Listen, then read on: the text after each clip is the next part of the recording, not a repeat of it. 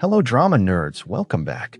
The opening scene features a funeral director, Elliot Deacon, who owns a funeral home. As part of his daily routine, he prepares bodies for their funeral while talking to them calmly. Currently, he's seen preparing the body of an elderly piano teacher. We then move on to middle school teacher Anna Taylor, who's making love with her boyfriend Paul. Despite the romantic atmosphere, she doesn't seem to be enjoying it at all. Later, while taking a shower, Paul asks what's wrong, but she insists that she's fine, despite her facial expression saying otherwise. Anna then heads to work where she finds two older kids, bullying her young student Jack. She promptly scolds them and shuts them down. After work, Anna leaves school when the lights in the hallway start flashing. Terrified, she frantically runs for the exit but finds the door locked. In the midst of this intense moment, Jack appears and opens the door without any problem. That evening, Anna attends the funeral of her former piano teacher at Elliot's house. As she approaches the body, she sees her mouth moving. This takes her by surprise for a moment, but upon second glance, she sees it as normal and realizes it must be her imagination. Later that night, Anna goes to meet Paul at a fancy restaurant for dinner. During this, he tells her that he has been promoted to the corporate headquarters, so he has to move to Chicago. He then pulls a ring out of his pocket, intending to propose to her and take her with him. But before he can do so, Anna starts arguing because she thinks he is going to break up with her. Paul tries to explain the truth, but she leaves without listening. She drives off in distress and in the pouring rain, ends up in a car accident. In the next scene, Anna is seen on the embalming table at the funeral home, her face pale and a wound on her forehead. Shortly after, Elliot enters and begins to her. As he proceeds to undress her, Anna opens her eyes and asks where she is.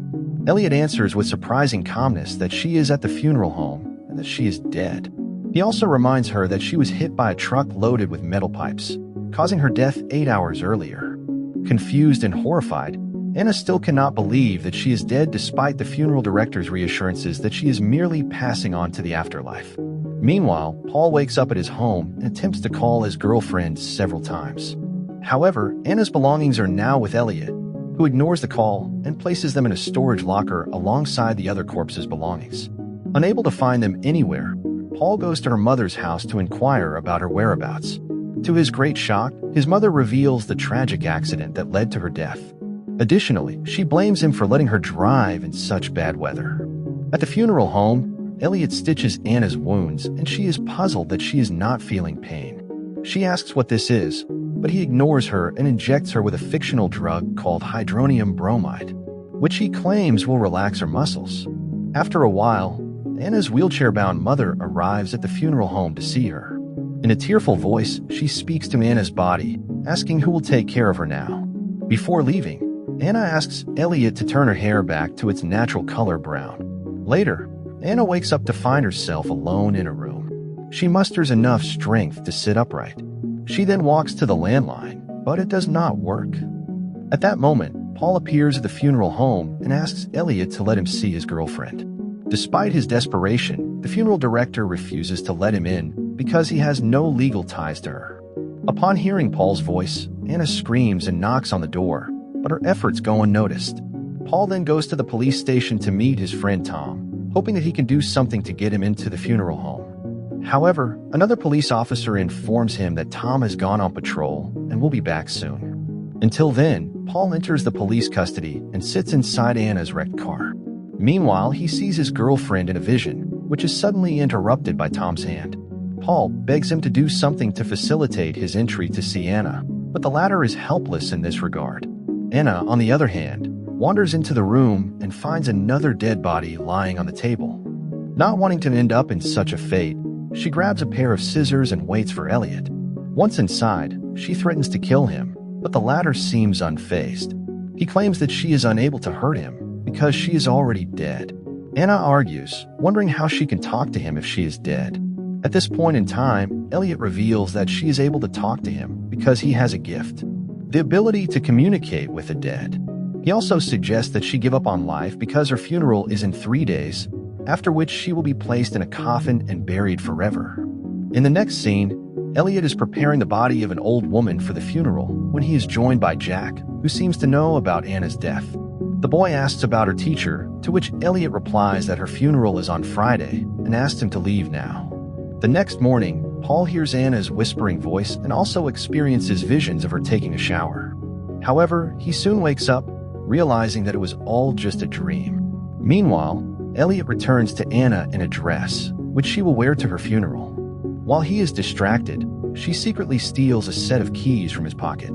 Later, as Elliot sets off to pick up another body from the hospital, Anna hastily uses the stolen keys and tries to open the door. Elliot stops at a gas station to refill his tank, where he realizes that he has forgotten his keys. So he rushes back to the funeral home. Meanwhile, Anna manages to unlock the door and wanders around the house. She soon comes across a room with a telephone. She quickly dials Paul's number and begins praying for him to answer.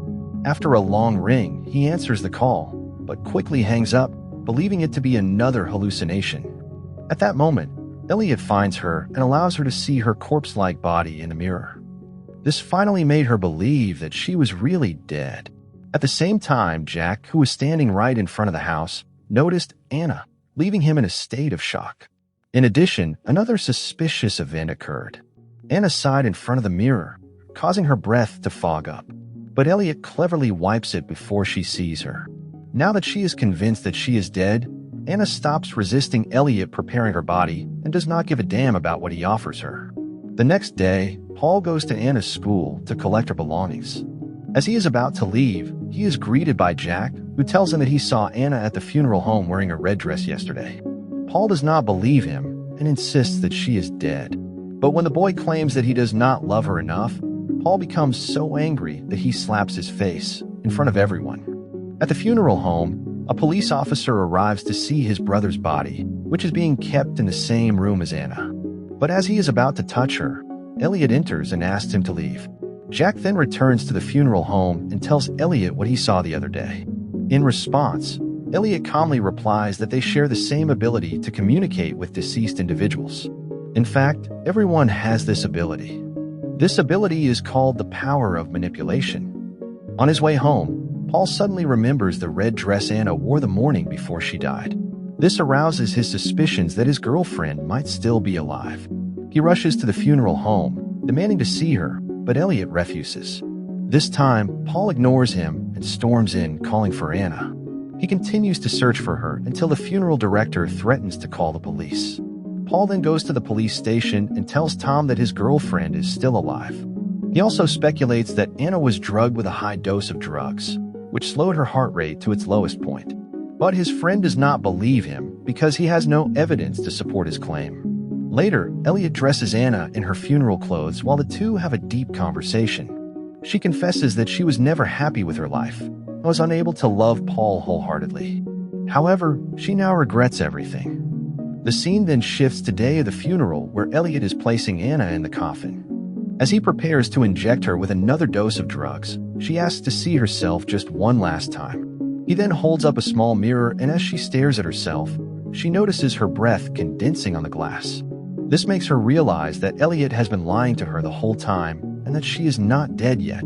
Panicking, she tries to fight back, but Elliot gives her the drugs, rendering her unconscious. Later, everyone gathers in the funeral parlor to pay their final respects to Anna. Soon after, Paul also appears and places the engagement ring on her finger. During this time, her lips and eyelids move slightly, and Elliot nervously decides to close the coffin. After being buried in the cemetery, a devastated Paul begins drinking heavily. He is then approached by the funeral director, who Paul blames for burying Anna alive. In response, Elliot claims that he may be right and asks him to go check for himself. Enraged, Paul reacts aggressively, but before he can attack, Elliot tells him that he does not have much time left. Sensing the gravity of the situation, Paul drives towards the cemetery at top speed. Meanwhile, Anna wakes up inside the coffin and frantically screams for help as her oxygen slowly runs out. Despite being under the influence of alcohol, Paul dodges several vehicles on the highway. He then arrives at the cemetery and quickly digs up Anna's coffin and pulls her out. He somehow manages to revive her, and she confesses her love for him at the same time. Paul hears some strange noises, and Anna explains that it's the sound of Elliot's scissors cutting his clothes. The next second, Paul finds himself at the funeral home with Elliot standing over him, preparing his body as he did with Anna's. Elliot reveals that he never made it to the cemetery because of a car accident that killed him. Paul protests that he's alive until Elliot inserts an embalming tool deep into his torso. Thank you for watching.